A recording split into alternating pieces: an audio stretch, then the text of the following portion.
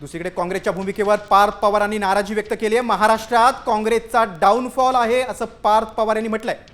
तर राजकारणामध्ये महत्त्वाच्या व्यक्तींवर बोलायला परिपक्वता लागते असं वक्तव्य शरद पवारांनी केलं आणि पार्थ पवार यांना उद्देशून हे त्यांनी वक्तव्य केलं।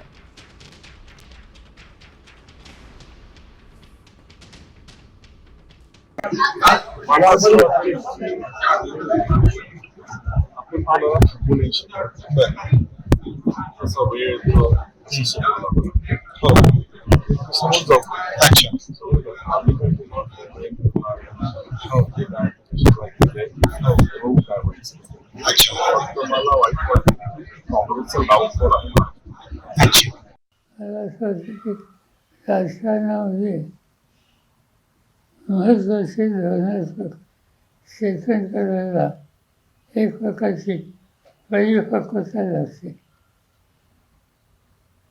ती कितपत आहे हे आज मी सांगू शकत नाही।